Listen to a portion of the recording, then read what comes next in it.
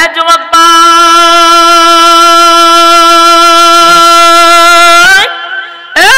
মালিক ঘুমায় না,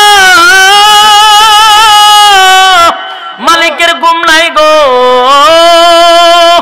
আল্লাহ বলেন মাল্লা শুন, একটা সেকেন্ডের জন্য আমি মালিক ঘুমাই না, ঘুমাই না, ঘুমাই না। আমি যদি ঘুমায়া যাই, গভীর রাত্রে যদি কোনো বান্দা বান্দির পেটে ব্যথা ধরে, কোনো বান্দা বান্দি যদি গভীর রাত্রে বিপদে পড়ে, মুসিবতে পড়ে, ওই বান্দা যদি আমি আল্লাহকে আল্লাহ বলে ডাক দেয় রে, আমি মালিক যদি তখন ঘুমাই, বলো না আমার বান্দার ডাকের জবাব কে দিবে? আল্লাহ যদি ঘুমাইতো, আমরা যদি ডাকতাম, আল্লাহ যদি সব ঘুমো থাকে, আমরা ডাক শুনবো কে? কথা হইল না। সাবধান, মালিক বলে আমি ঘুমাই না। সাগরের তলদেশে যদি একটা পিপিলিকা হাঁটে, সেটার পায়ের শব্দ আমি আল্লাহ শুনতে পাই। যুবক ভাইরা আমার, মালিক বলে আমি ঘুমাই না। লা তাখুযুহু সিনাতুন ওয়ালা নাওম, আমার ঘুম নাই, আমার তন্দ্রা নাই। বেঈমানরা রাসূলকে প্রশ্ন করে, আগে নবীজি আপনার আল্লাহর ঘুম আসেনি, তন্দ্রা আসেনি?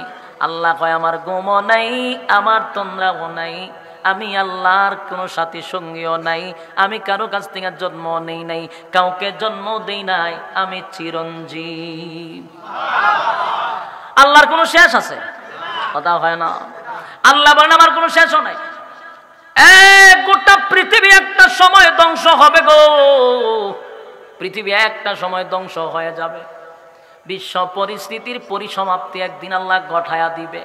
কুল্লু মান আলাইহা ফান, সব ধ্বংস হবে, বাকি যিনি থাকবেন ওয়ায়াবকা ওয়াজহু রাব্বিকা যুল জালালি ওয়াল ইকরাম, আল্লাহ সারা সব ধ্বংস হয়ে যাবে।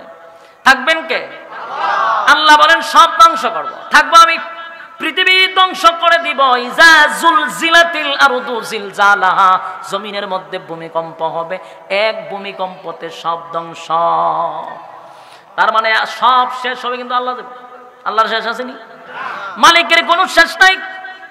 যিনি খোদা হবেন, যিনি আল্লাহ হবেন, ইনি চিরঞ্জীব, ওনার কোনো মৃত্যু নাই। কথা হয় না?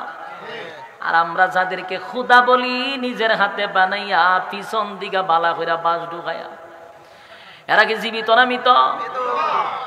সাবধান, আমাদের খোদা যিনি, উনার কোনো মৃত্যু নাই, উনি চিরঞ্জীব, সব ধ্বংস হবে, উনি ধ্বংস হবে না। যুবক ভাইরা আমার, বেঈমানরা রাসূলকে প্রশ্ন করে আপনার আল্লাহ কতজন? আল্লাহ জবাব দেয় কুল হুয়াল্লাহু আহাদ, নবী আপনি বলুন আমি আল্লাহ একক, আল্লাহুস সামাদ, আমি আল্লাহ কারো কাছে মুখাপেক্ষী হই না। লাম ইয়ালিদ ওয়া লাম ইউলাদ, আমি আল্লাহ কারো কাছ থেকে জন্ম নেই নাই, কাউকে জন্ম দেই নাই।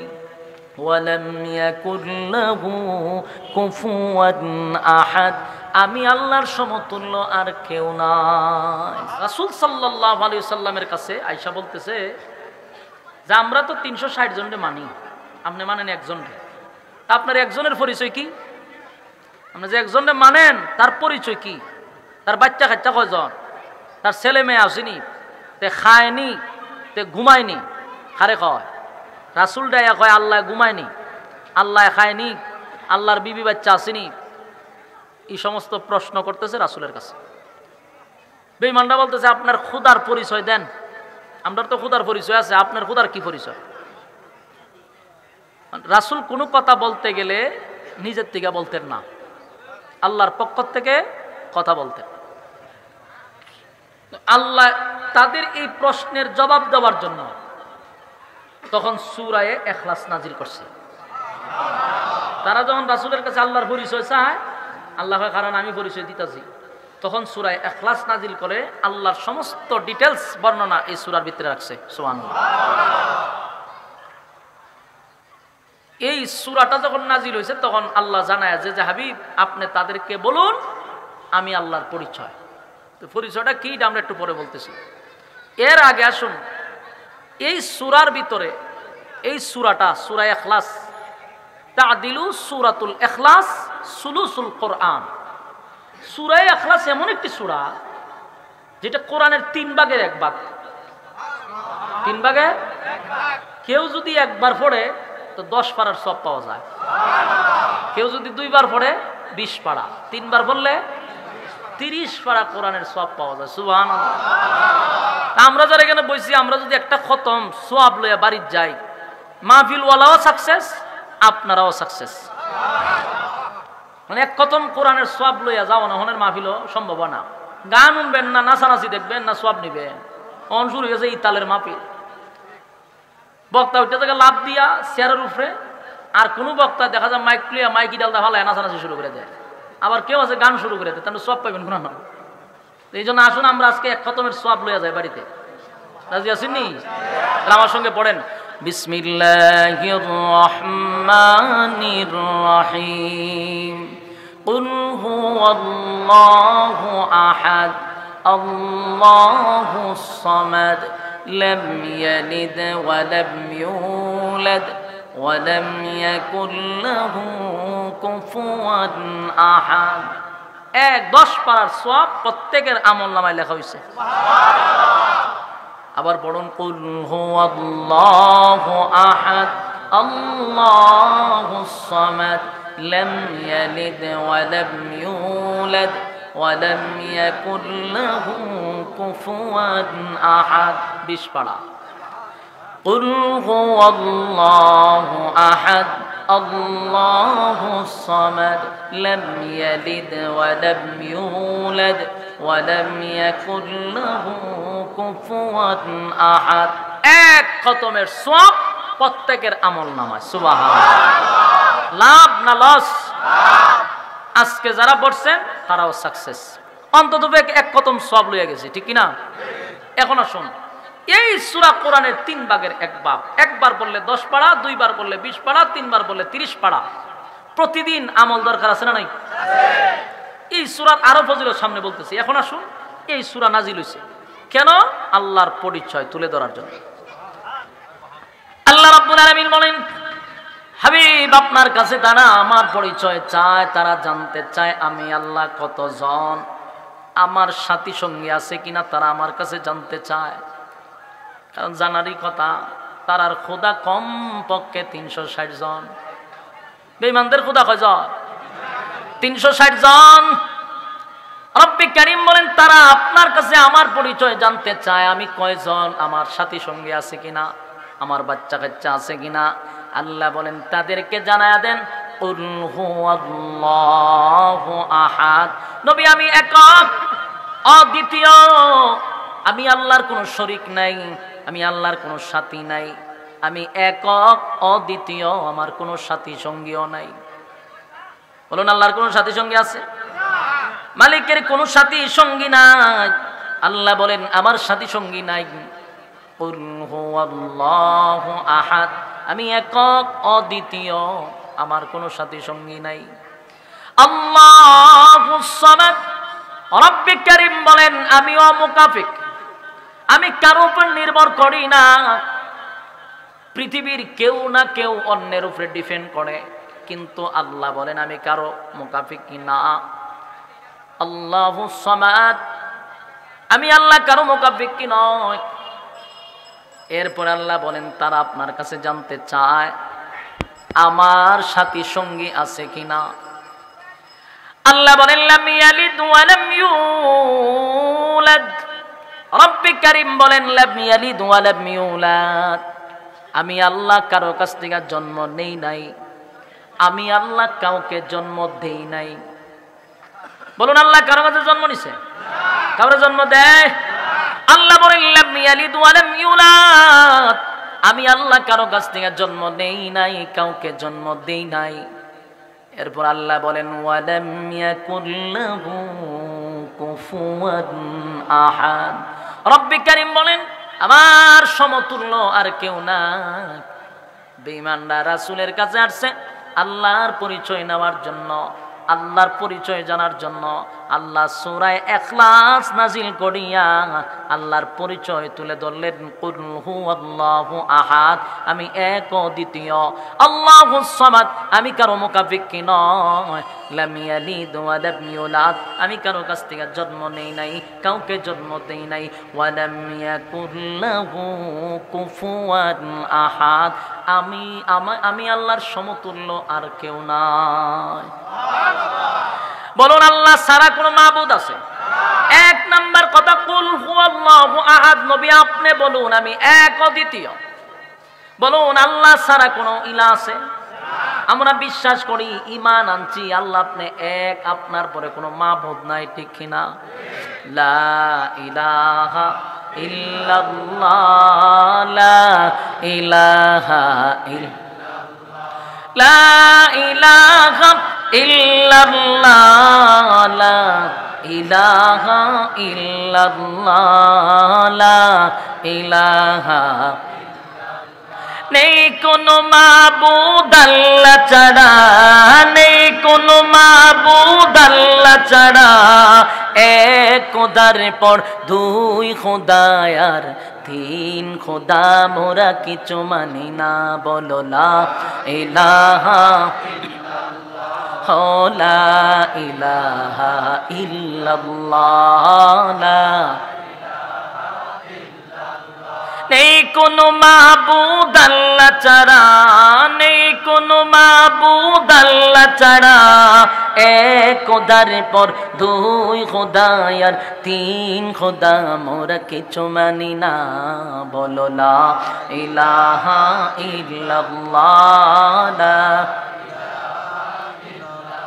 লা ইলাহা ইল্লাল্লাহ, নেই কোনো মাবুদ আল্লাহ ছাড়া, মুহাম্মাদুর রাসূলুল্লাহ সাল্লাল্লাহু আলাইহি ওয়াসাল্লাম আল্লাহর বান্দা এবং রাসূল। এ যুবক ভাই, রব্বে কারীম বলেন, হাবিব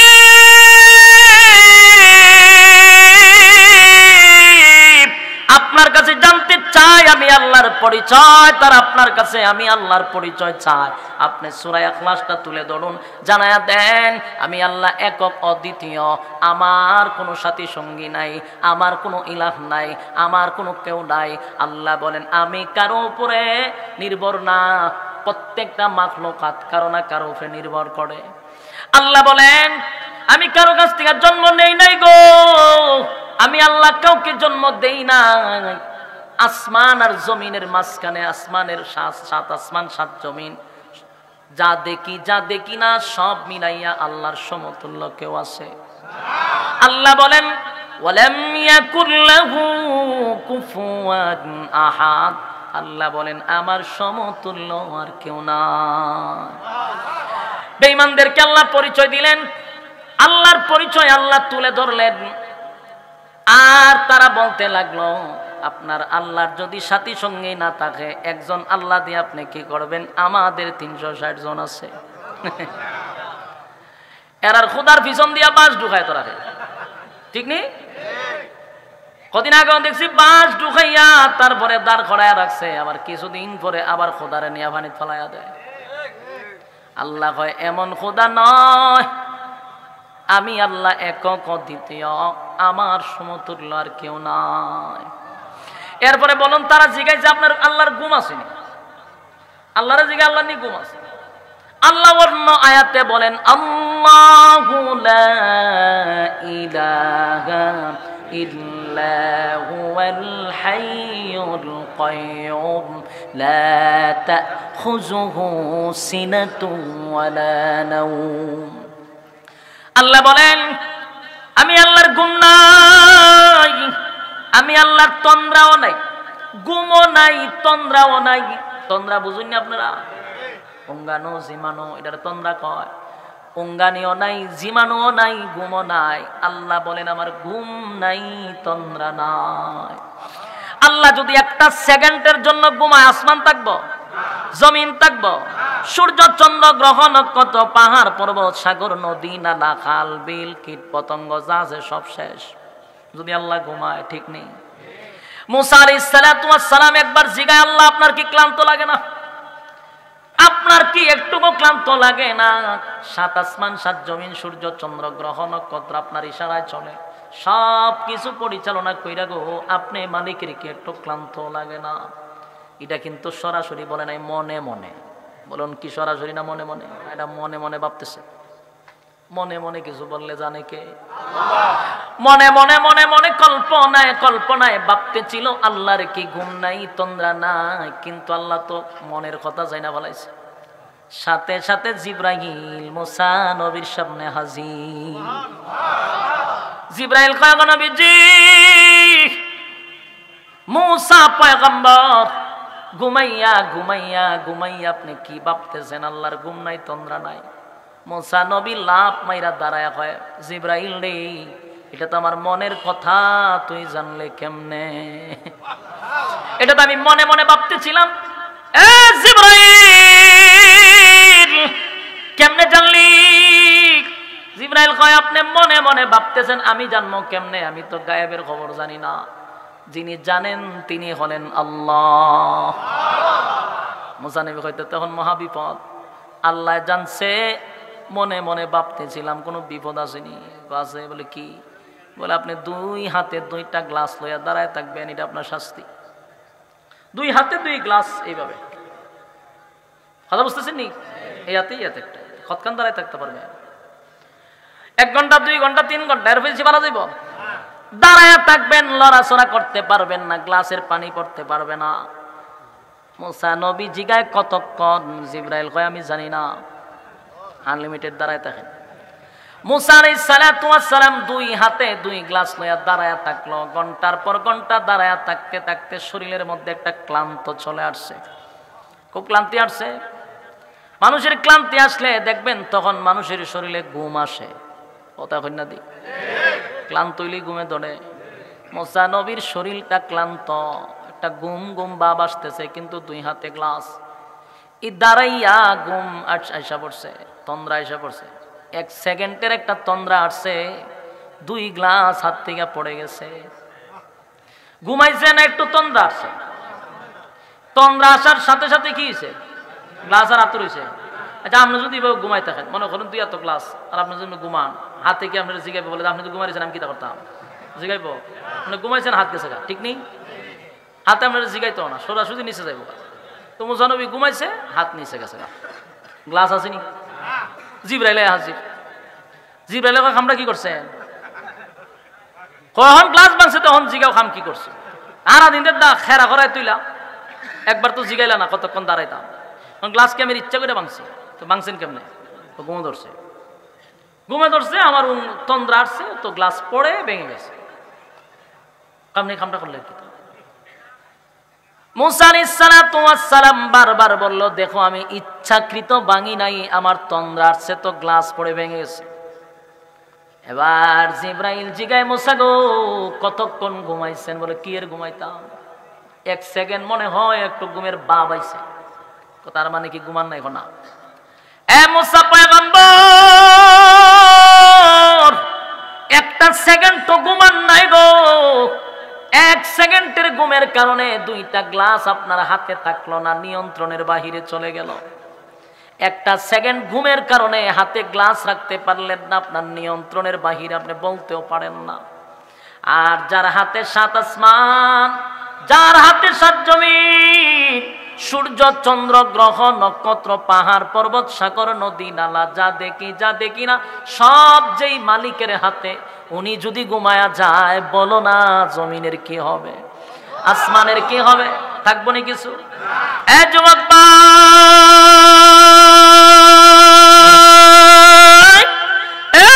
মালিক ঘুমায় না,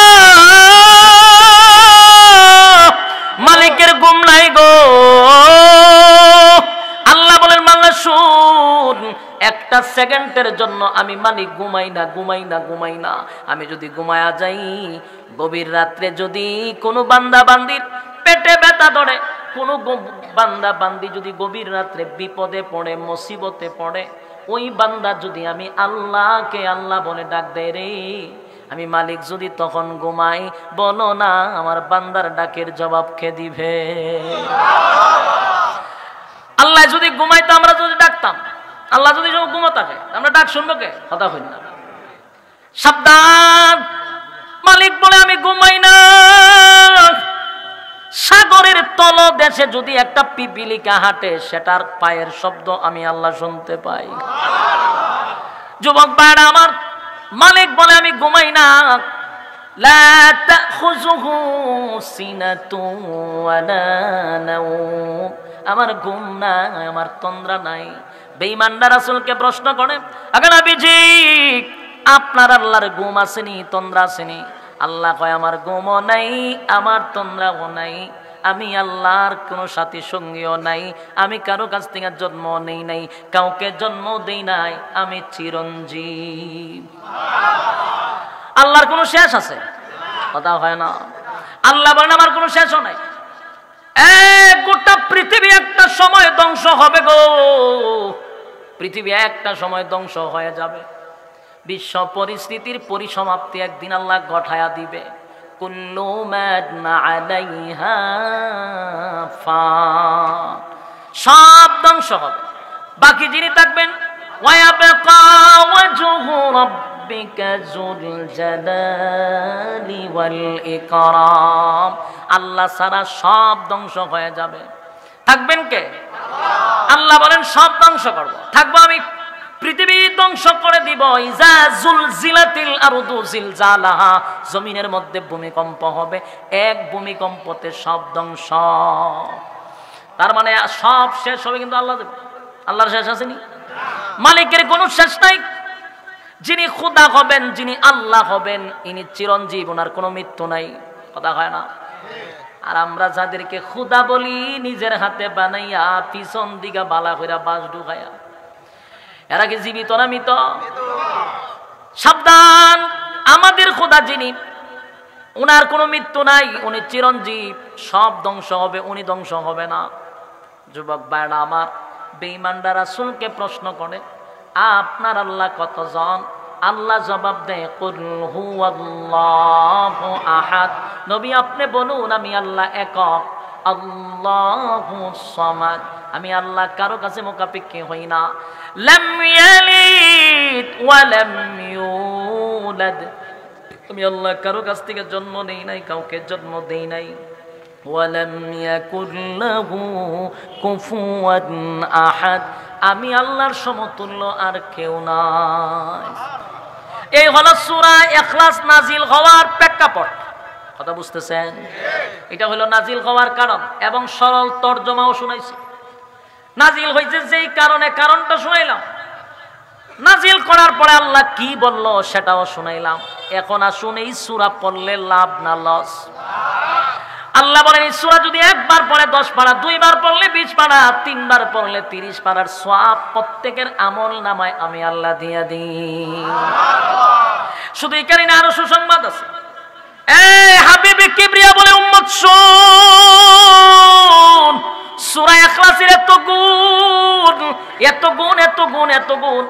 মুরব্বীরা, যুবক ভাইরা, অনর্থক সময় নষ্ট না করে যদি সূরা ইখলাসের আমল করি, আমার আল্লাহ দুনিয়াতে ইজ্জত আর সম্মান বাড়ায়া দিবে। আল্লাহর নবী বলেন প্রতিদিন যদি কেউ 10 বার পড়ে সূরা ইখলাস, 10 বার যদি কেউ পড়ে, প্রতি 10 বারে জান্নাতের ভিতরে একটা করে তার জন্য বালাখানা বানানো হয়। কেউ যদি 20 বার পড়ে 2টা বিল্ডিং বানানো হয়, 3 বার পড়লে 3টা বাড়ি হয়।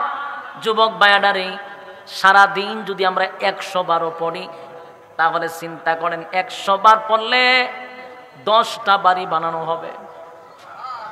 আচ্ছা বলুন তো দেখি, 10 বার পড়লে, 100 বার পড়লে কয় ঘন্টা লাগবে?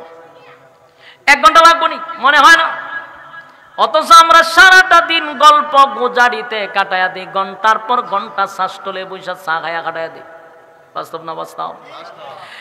যদি আমরা 10 বারও না পারি, 100 বারেরও দরকার নাই, যদি 3 বার প্রতিদিন পড়ি, একটা খতমের সওয়াব হবে। সুবহানাল্লাহ। আর যদি চিন্তা করি জান্নাতের ভিতরে আমার বালাখানার প্রয়োজন, বিল্ডিং এর প্রয়োজন, বাড়ির প্রয়োজন, তাহলে কমপক্ষে প্রতিদিন 10 বার যদি পড়ি, একটা করে আল্লাহ বাড়ি দিয়া দিবে। যুবক ভাই, প্রতিদিন 10 বার যদি না পারি, 3 বার পড়লে 1 খতমের সওয়াব, 1 খতমের সওয়াব। এরপর আরো সুসংবাদ আছে। মেহরবানি, তাহলে বলুন 10 বার বললে কতবার একটা জান্নাত? 10 বার বললে 10 বার পড়লে একটা বাড়ি দেওয়া হয়। 10 বার পড়লে একটা বাড়ি দেওয়া হয়। তাহলে যদি আমরা প্রতিদিন 10 বারও পড়ি, 30 বার না পড়লাম, 50 বার না পড়লাম, 10 বার পড়লে একটা করে বাড়ি দেওয়া হবে। আমার কথা না, রাসূলের কথা। আল্লাহর নবী বলেন, কোন বান্দা বান্দি যদি প্রতিদিন 10 বার সূরা ইখলাস পড়ে, একটা করে বাড়ি দেওয়া হবে। আমরা পরকালের একটা করে বাড়ি বানানোর জন্য রাজি আছিনি? হুজুর এটা তো বাকি, দুনিয়ারটা হইল নগদ, ঠিক না?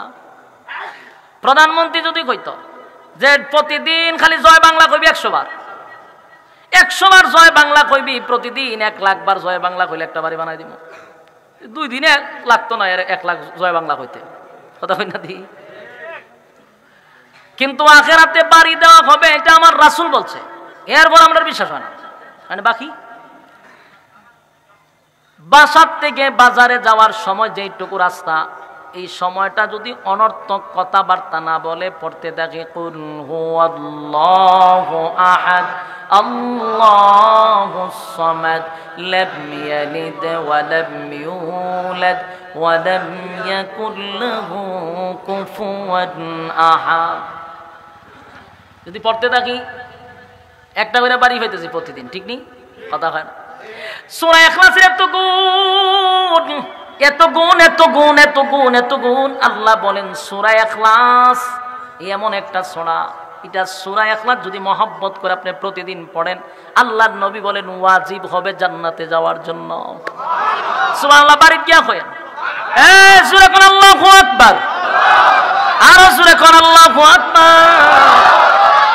মাইকটা সেটিং করছেন কিন্তু ব্যাকআপ দিবেন না, পিছনে দিয়া দিবেন সামনে আওয়াজ, আমার স্টেজে আওয়াজ কো, হ্যাঁ সব দিবেন ফ্যান্ডেলে। মনিটর দেয় মানছি দিকে ঘুরে জীবনে শুনছেন, মনিটর দিতে ফ্যান্ডেল, মনিটর শব্দের অর্থ কি আমার বোঝান? মনিটর নিয়ে দিছে ফ্যান্ডেল, স্টেজও আমি সিলি দিলে আওয়াজ পাই না। বলুন, যদি কেউ প্রতিদিন আমল করে এবং মহব্বতের সহিত সূরা ইখলাস করে, রাসূল বলেন জান্নাতে যাওয়ার জন্য ওয়াজিব হয়ে গেছে। আল্লাহু আকবার, আসিক ওয়াজিব হয়ে যাবে, সাধারণ কথা নয়। এই আমল যদি প্রতিদিন আমরা করতে পারি, আল্লাহর নবী বলেন সূরা ইখলাস এমন একটা সূরা, মহব্বত করে যদি কেউ পড়ে তাহলে তার জন্য জান্নাত ওয়াজিব হয়ে যায়। একজন সাহাবীর নামে বিচার আসছে, হুজুর উনাকে আপনি ইমাম বানায়া পাঠাইছেন, ইমাম যে বানায়া পাঠাইছেন উনি প্রতি ওয়াক্তে খালি সূরা ইখলাস পড়ে। সাহাবীকে রাসূল ডাক দিয়া বললেন, তুমি সূরা ইখলাস কেন পড়ো, পাল্টায়া পাল্টায়া পড়ো না কেন? বলে হুজুর এই সূরা এত মজা পাই, এই সূরার দিকে আমি যখন লক্ষ্য করি এর থেকে কোনো মজা অন্য সূরাতে আমি পাই না। সুবহানাল্লাহ। সূরাটা এত মজা, অর্থের দিকে খেয়াল যদি করেন তাহলে বুঝবেন আল্লাহর সব পরিচয় সূরার ভিতরে ঢুকায়া দিয়েছে। সুবহানাল্লাহ। এখানে শেষ নয়, সূরা ইখলাস এমন একটি সূরা, আল্লাহর পয়গম্বর একবার যুদ্ধের ময়দানে গেছে, এক সাহাবী মারা গেছে। জিবরাইল আলাইহিস সালাতু ওয়াস সালাম এসে বলেন, নবী গো আপনার এক সাহাবী মারা গেছে মদিনায়। রাসূল কয়, মদিনা কই, আমি কই, আমার কি করতে হবে? বলে জানাজা পড়াইতে দিব। রাসূল কয়, আমার কাছ থেকে 100 কিলোমিটার দূরত্ব হলো মদিনা, আমি তার জানাজা কেমনে পড়াই? জিবরাইল কয়, হুজুর আপনি জানাজার জন্য রেডি হন, ব্যবস্থা হয়ে যাবে। সুবহানাল্লাহ। নবীজি জানাজার জন্য প্রস্তুত হইল। হঠাৎ করে নবী তাকায়া দেখে ওই সাহাবীর লাশ নবীর সামনে। সুবহানাল্লাহ।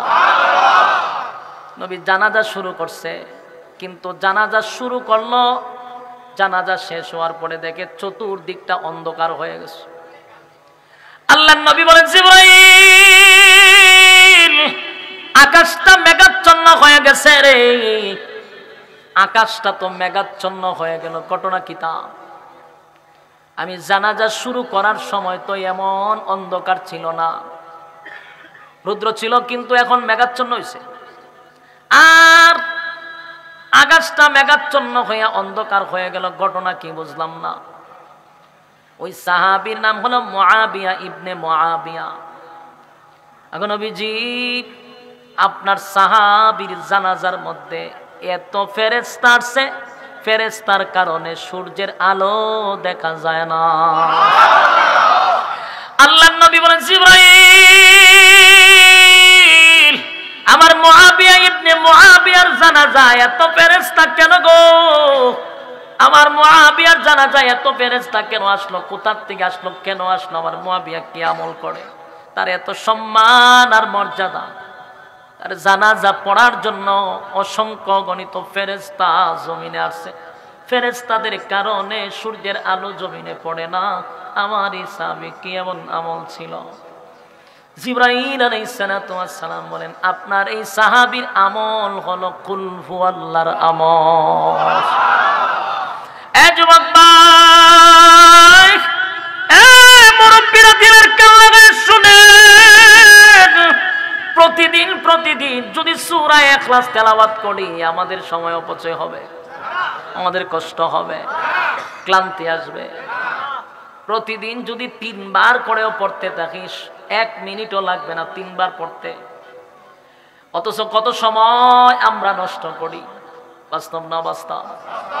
খেলা চললে ঘন্টার পর ঘন্টা খেলা যায়, কথা দেখুন না। বাইরে বাইরে দেখবার লাগে আমরা টিভির সামনে বসে থাকি ঘন্টার পর ঘন্টা। যুবক ভাই, অথচ ঘন্টার পর ঘন্টা লাগবে না সূরা ইখলাস পড়তে, 3 বার পড়তে 1টা মিনিট লাগে না। প্রতিদিন আমলনামার মধ্যে 1 খতমের সওয়াব পাওয়া যাবে। আমরা গল্প করে সময় কাটাই। মসজিদ থেকে বেচারা নামাজ পড়ে তাসবিহ একটা হাতে লইয়া সুবহানাল্লাহ সুবহানাল্লাহ পড়তে পড়তে শাস্ত্র লগিয়া বয়, কইয়া সুবহানাল্লাহ পরে কয় টিভিটা চালু কর। তো টিভি চালু করে দিও, চ্যানেলটা পাল্টা, তো চ্যানেল পাল্টাই দিছে। তো বেচারা টিভি দেখে আর ওই তাসবিহ তো আছে সুবহানাল্লাহ সুবহানাল্লাহ সুবহানাল্লাহ। আচ্ছা টিভি কিটা দিছে রে? সুবহানাল্লাহ সুবহানাল্লাহ। চ্যানেল পাল্টা সুবহানাল্লাহ সুবহানাল্লাহ। বিএমপি আওয়ামী লীগের মাইল লাগছে, অবরোধ হইছে সুবহানাল্লাহ সুবহানাল্লাহ। চ্যানেল পাল্টাইতে খবর হতে সুবহানাল্লাহ সুবহানাল্লাহ সুবহানাল্লাহ সুবহানাল্লাহ কিন্তু আছে তাসবিহ, এটা পড়তেছে সুবহানাল্লাহ। এরপরে জিগায় সুবহানাল্লাহ সুবহানাল্লাহ। তোর দোকানে যে মানুষে বাকি খায় টেকা টোকা দেয়নি সুবহানাল্লাহ সুবহানাল্লাহ। সগির আলীতে বাকি নেয়, হ্যাঁ কিন্তু লোক বালা না সুবহানাল্লাহ সুবহানাল্লাহ। এরা বাকি দিস না সুবহানাল্লাহ সুবহানাল্লাহ। টেকা কিন্তু পরে লই থাকতে না সুবহানাল্লাহ সুবহানাল্লাহ সুবহানাল্লাহ। সাবধান সাবধান, এরা বাকি দিস না সুবহানাল্লাহ সুবহানাল্লাহ। মাল টাল তুলস না করে সুবহানাল্লাহ সুবহানাল্লাহ। দোকানে মাল তো কম করে সুবহানাল্লাহ সুবহানাল্লাহ। 100 কত হইছে? হইছে তাসবিহর মাথার মধ্যে একটা ইয়া থাকে দেখবেন, এটার মধ্যে একটা সুমা দেয় 100 হইছে। বলুন তো দেখি 100-র মধ্যে আগাম কোহাম হতা ঢুকছে? কথা কিনা দেখি এই পুরাটা কি সুবহানাল্লাহ ঢুকছে না আগাম কোহামও ঢুকছে? এরকম আজাইরা লোক, অনর্থক কথা বলেন না লোক আছে না নাই? এই সময়টা যদি আপনি এই আজাইরা কথা না কইয়া নামাজ পড়ে গেছেন, আপনি টিভি দেখতেন কা? টিভি দেখে আবার সুবহানাল্লাহ চালাই যেতেছে। একটা কর, যে কোনো একটা চালাও, সুবহানাল্লাহ চলতেছে, দোকান বাকিও চলতেছে, সুবহানাল্লাহ চলতেছে, টিভিও চলতেছে। এরকম হাসপাতাল লোক আসেনি?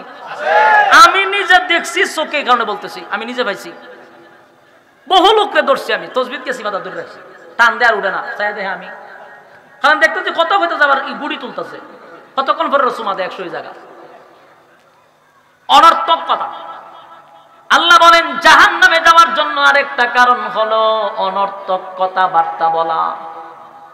আপনি এটা জানেন নি যে অনর্থক কথা, বেহুদা কথা, অপ্রয়োজনীয় কথা বলার কারণে মানুষ যে জাহান্নামে যাইব? জানেন এটা? এটা আমার কথা না তো, মসজিদের মিম্বরের হুজুরের কথা না, কোরআনের কথা। আল্লাহ কোরআনে বলেন وَكُنَّا نَخُوضُ مَعَ الْخَائِضِينَ।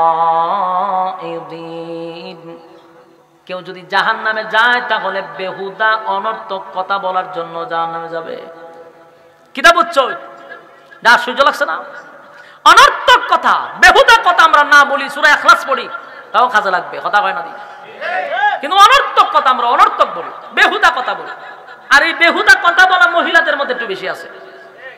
4-5টা মহিলা যদি মাশাআল্লাহ এক জায়গায় বসতে পারে, এই সেই দিন আপনার আর পত্রিকা ভরা লাগতো না, খালি নিউজ চ্যানেলের কাছে জানতে পারবেন 4জন মহিলা যে এক জায়গা। তো এই যে বেহুদা কথা বলে সময় কাটাইলো, এর ভিতরে সূরা ইখলাস পড়লে 1 খতমের সওয়াব। সুবহানাল্লাহ জিনি না বেজার হইতো জিনি আমার কথা? মসজিদে বাইরেবেন, বাড়ি পর্যন্ত যাইবেন, বেহুদা কথা না বলে সূরা ইখলাস পড়তে থাকবেন। কথা বলেন? আপনারা যে করতেন না এটা তো প্রমাণ। সুপ টাকাটা বোঝা যায় হুজুর, আমরা এটা পারতাম না।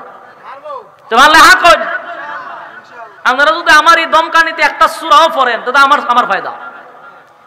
মাহফিল কমিটিও সাকসেস, বক্তাও সাকসেস। মসজিদ থেকে বাড়ি পর্যন্ত সূরা ইখলাস, গাড়িতে বসে রয়েছেন অনর্থক বইয়া গল্প না কইরা মনে মনে সূরা ইখলাস পড়তে থাকে। এ মানুষের সামনে তসবিহ টিপবেন না, এইগুলা হইল গিয়ে লোক দেখানো ইবাদত। মানে তসবিহ পড়বেন না, পকেটে রাখেন না। তো মাইটা কই সুবহানাল্লাহ সুবহানাল্লাহ, এই কারণে ফরজ করে সুবহানাল্লাহ। এটা কি তা? তো অতিভক্তি সূরার লক্ষণ। ইদানিতে সেটা একটা স্টাইল হয়ে গেছে। এটা কি? অনেক বক্তারা দেখি বয়ান করতে তোরা তো তসবিহ কেন? তুই বয়ান করস, তোরা তো তসবিহ কেন? এটার উদ্দেশ্য কি তা? আচ্ছা বলুন, যখন তসবিহ আমি কি তসবিহ করি না বয়ান করি? তাহলে আমার তো তসবিহটা কেন? এটা হলো বাপ দেখানো মানুষকে। এটা বোঝানো যায় আমি বহুত বড় বুজুর্গ। ছোট ছোট গুলো আমার হত্যা বক্তা দিছে তসবিহ আতলিয়া ওয়াজ করে, কপালের সারা ফাটাইতে মনে হয় মাঝে মধ্যে। তুই ওয়াজ করে তুই তসবিহ চুপ করে। এটা অতি ভক্তি সূরার লক্ষণ। বেশি ভক্তি বালা না।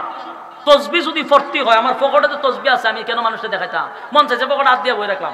হ্যাঁ আমাদের তসবিহ পড়তেছি একমাত্র আল্লাহ দেখতেছে, মানুষ দেখতো কেটে। এগুলো ভণ্ডামি, এগুলা ভণ্ডামি। ভণ্ডগুলার আপনারা বড় বড় শায়েক মনে করে বইয়ে থাকেন। আর এরা দেখা দিয়ে এখন স্যাংরা ফোলা মানুষ দেখছি তসবিহ একটা তুলে সুবহানাল্লাহ। তুই সুবহানাল্লাহ কস না, বয়ান কর। তুই বয়ান করো তো তোরা তো তসবিহ কেটে। এটার উদ্দেশ্য তালাশ করে দেখেন, লোক দেখানো। আমার কথায় কোনো ফরমানিং থাকলে আপনারা মন চাইলে যেটা মনে করেন, আমার অ্যানালাইজ মতে আমি যা বুঝছি এটা একমাত্র লোক দেখানো ছাড়া আর বিকল্প কোনো রাস্তা নাই। কারণ আমি এখন তসবিহ পড়তেছি না, এখন ওয়াজ করতেছি, আমার হাতও কেন এটা থাকবো? আর তুমি এত বড় বুজুর্গ, তোমার পকেটে রাখো এটা, মানুষের সামনে না হয়। বাস্তব না বাস্তব? গাড়ির পয়সা রয়েছে আমি, তখন আমি একা একা জিকির করলাম, সূরা ইখলাস পড়লাম। আমি যে কি করি মানুষ দেখতো কেন? আমি কি আসলে মানুষকে দেখাই পারলি? আমার বুজুর্গ হইতো মানছে ইডিত্য খাইছে, আমরা রে এডি খাইছে। মসজিদ থেকে বাড়িতে যাবেন, রাস্তার মধ্যে মনে মনে মনে মনে তসবিহ হাতে লইয়া না। আর তসবিহ যদি নিতে হয় পকেটের ভিতরে রাখেন, অসুবিধা নাই। দেখার উদ্দেশ্য আল্লাহ হতে হবে। কথা কয় না? উদ্দেশ্য থাকতে হবে আমার মালিক দেখবে গো আমি কি করি না করি, আমার আল্লাহ দেখবে। মানুষকে দেখাইলে এই আমল কাজে আসবে না। কিয়ামতের মাঠে আল্লাহ বলবেন, বান্দা কি করছ? আল্লাহ আমি সারাদিন তসবিহ পড়ছি। আল্লাহ কয় মোটেও না, যা করছিল এটা লোক দেখানোর জন্য। দুনিয়াতে মানুষ তোরে বুজুর্গ হইতো কইছে, তোরে বুজুর্গ কইছে, তোরে শায়েক কইছে, তোরে ফির কইছে, এটা কইয়া লাইছে। আমার কাছে কিছু নাই, যা দেওয়ার দুনিয়াতে দিয়ে দিছি। যুবক ভাই, মুরব্বী বাবারা, আল্লাহর কসম নিজের স্বার্থের জন্য নয়, আপনাদের উদ্দেশ্যে বলি, যা আমল করবেন একমাত্র আল্লাহরে দেখানোর জন্য। ঠিক বাড়ি দিয়া কেন কষ্ট লাগছে তো আপনারা? আমি যে কথাটি বলছি আপনারা তো কষ্ট লাগছে। আপনারা কষ্ট লাগলে আমার কি হলো? 1 লাখ মানুষ লই আমার কথাটা যুক্তিক কইতে পারবেন? সারা দেশের বিচারপতি লই আমার কথাটা যুক্তিক বাই করতে পারবেন? তাহলে আপনারা ঠিক কইলি কি না ঠিক কইলি কি? আমি যেটা বলছি 100% যুক্তিক, আর 1 লক্ষ মানুষ দিলাম আপনি আমার যুক্তিক বাই করেন। আপনি যখন বয়ান করবেন তখন আপনারা তো তসবিহ কেন? এর উদ্দেশ্য কি? এর উদ্দেশ্য ভণ্ডামি। এখন আপনি ঠিক বললেও ঠিক, না বললেও ঠিক, 1 লক্ষ মানুষ লিয়ে আসেন, আমারটাকে যুক্তিকে আপনি ঘোষণা করেন। আপনার কষ্ট লাগছে? কষ্ট লাগলে সালাম আলাইকুম, আমার সমস্যা নাই। আমার কথা বলো, আমার নামাজ, আমার রোজা, আমার হজ কার জন্য? ইন্না সালাতি ওয়া নুসুকি ওয়া মাহইয়ায়া ওয়া মামাতি লিল্লাহি রাব্বিল আলামিন। এই আয়াত যদি আপনি অস্বীকার করেন তাহলে আপনার সাথে আমার কোনো দলিল নাই। আর এই আয়াতের অর্থ যদি তুই লেখন বলে ঠিক আছে, কারণ আমার নামাজ, আমার রোজা, আমার হজ, আমার যাকাত, আমার জীবন, আমার মরণ কার জন্য? লিল্লাহি রাব্বিল আলামিনের জন্য। সব কিছু যদি আল্লাহর জন্য হয়, বাকিটা মানুষের জন্য কেন হবে? কথা বলেন। ইন্না সালাতি ওয়া নুসুকি ওয়া মাহইয়ায়া ওয়া মামাতি লিল্লাহি রাব্বিল আলামিন। যুবক ভাই, নামাজ হবে আল্লাহর জন্য, রোজা হবে আল্লাহর জন্য, জিকির হবে আল্লাহর জন্য, আমার জীবন আমার মরণ হবে আল্লাহর জন্য। কথা হয় না? আমি যখন মসজিদ থেকে বাকির খবর, আমি যখন ঘর থেকে বাজারে যাব বাজার করার জন্য, রাস্তার মধ্যে বেহুদা কথাবার্তা না বলে জিকির করলাম, অসুবিধা নাই। আমার টুট লড়বে কিন্তু হাত দেখানো যাবে না। পকেটে যদি তসবিহ থাকে কোনো অসুবিধা নাই, কিন্তু লোকে যেন না বুঝে আপনি বুজুর্গ। আপনি মনে মনে পড়ুন অথবা সূরা ইখলাস পড়তে দেখুন, কমপক্ষে 10 বার জান্নাতের ভিতরে একটা বাড়ি দেওয়া হবে। আর সূরা ইখলাস পড়লে রব্বে কারীম বলেন, আল্লাহর নবী বলেন, সূরা ইখলাস যদি কোনো বান্দা বান্দি প্রতিদিন পড়ে, দুনিয়ার জমিনে যেমন তার ইজ্জত আর সম্মান বেড়ে যায় রে, পরকালেও তার ইজ্জত বেড়ে যায়। আসমানওয়ালার কাছে সম্মান বেড়ে যায়, জমিনওয়ালার কাছে সম্মান, মানুষের কাছে সম্মান, সব মহলে আপনার ইজ্জত বাড়ায়া দিবে কে? আল্লাহ। আল্লাহর হাবিব একবার বৈশা রইলেন সাহাবায়ে কেরামদেরকে লইয়া। জিবরাইল আলাইহিস সালাতু ওয়াস সালাম নবীর কাছে আসছে, কি যেন বলবে। হঠাৎ করে জিবরাইল আলাইহিস সালাতু ওয়াস সালাম কথা বন্ধ করে দিল। আল্লাহর নবী জিগায়, জিবরাইল কথার মাঝখান দিয়া চুপ হয়ে গেল, ঘটনা কি? বলে, হুজুর এমন একজন সাহাবী আপনার কাছে আসতেছে, আমি এখন আর কথা বলবো না, ওই সাহাবী চলে যাওয়ার পরে কথা বলবো। আল্লাহর নবী বলেন, কোন সাহাবী? বলে, আপনার সাহাবী আবু যর গিফারি রাদিয়াল্লাহু তাআলা আপনার কাছে আসতেছে। নবী আশ্চর্য হয়ে গেল, আমার আবু যররে দেখা জিবরাইল কথা বন্ধ করে দিল। আমার আবু যরের এত দাম, জিবরাইল রে আমার আবু যরকে কি তুমি চিনো? জিবরাইল হুজুরিটা কিতা কইলেন, আমি জিবরাইল কেন, আসমানের এমন কোন ফেরেশতা নাই আবু যররে চিনে না। এই একটা জবান বন্ধ রাখবেন না, বলুন আল্লাহু আকবার। এই আরো জোরে বলুন আল্লাহু আকবার। এই ইমানের আওয়াজ দিয়ে বলুন আল্লাহু আকবার। আসমানের এমন কোন ফেরেশতা নাই গো, যে ফেরেশতা আবু যররে চিনে না। আমার নবী বলেন, আমার আবু যরের এত দাম, এত দাম, এত দাম, এত দাম, এত ইজ্জত আর এত সম্মান, জিবরাইল তো চিনে, আকাশের সমস্ত ফেরেশতারা চিনে। জিবরাইল কয়, নবী গো আপনার আবু যররে দেখলে আসমানের ফেরেশতারা পর্যন্ত লজ্জা পায়। উনি এত নম্র, এত ভদ্র, উনি এত নম্র, এত ভদ্র একজন সাহাবী আবু যর। এই আবু যর, জিবরাইল বলেন উনি যেহেতু আসছে ওনাকে আগে কথা বলতে দেন, আমি পরে বলবো। আল্লাহর নবী জিগা, আবু যর রে কি এমন আমল করো যে আমলের কারণে আসমানের ফেরেশতারা তোমাকে চিনে, জিবরাইল তোমাকে সম্মান করে? কি এমন আমল করো? আবু যর বলে, নবী গো আমার কোনো আমল নাই, আমার টুটাপাটা আমল দিয়ে আমি অহংকার দেখাই না, কিন্তু আমি জানি না আমার মালিক আমাকে কোন আমলের দ্বারা এত সম্মান করছে। তো আমি জানি উল্লেখযোগ্য একটা আমল হলো, আমি প্রতিনিয়ত সময় পাইলি সূরা ইখলাস পড়ি। সূরা ইখলাস পড়ার কারণে, আরে যুবক ভাই, সূরা ইখলাস পড়ার কারণে আমার মালিক এত সম্মান আর এত মর্যাদা বাড়ায়া দিছে। আসমানের ফেরেশতারা চিনে রে, ফেরেশতারা পর্যন্ত লজ্জা পায়। এত লাজুক ছিলেন আবু যর। যুবক ভাইরা, আবু যররে সম্মান দিছে ফেরেশতারা। এই ফেরেশতা আছে না নাই? এখনো যদি তুমি আর আমি সূরা ইখলাসের প্রতি আমল করি, আমার আল্লাহ বলেন এখনো ফেরেশতা আছে, এখনো তোমাদেরকে সম্মান করবে। তাই প্রতিদিন নিয়ত করবা, কমপক্ষে 3 বার, বেশি পড়লে 10 বার, এর থেকে বেশি পড়লে 100 বার। পারবো? কথা কইনা দি। 3 বার যদি পড়ি 1 খতমের সব পাওয়া যায়, 10 বার পড়লে জান্নাতের ভিতরে একটা বাড়ি পাওয়া যায়। এর থেকে বেশি বেশি বেশি বেশি যদি পড়তে থাকি, আমার নবী বলেন ওই লোকটার জন্য জান্নাত ওয়াজিব। সূরা ইখলাস এমন একটি সূরা, এই সূরা হলো শানে ইলাহি, আল্লাহর শান আর মান মর্যাদা নিয়ে আলোচনা। ব্যতিক্রম সূরা রে, গোটা কোরআনে যত সূরা আছে কোনো না কোনো সাবজেক্ট, কোনো না কোনো প্রাসঙ্গিক কথা আল্লাহ সূরার ভিতরে তুলে ধরছে। কিন্তু সূরা ইখলাস আর সূরা কাউসার প্রাসঙ্গিক কোনো আলোচনা নাই। সূরা ইখলাসে আল্লাহর শান আর মান মর্যাদা নিয়া, সূরা কাউসারে নবীজির শান আর মান মর্যাদা নিয়া।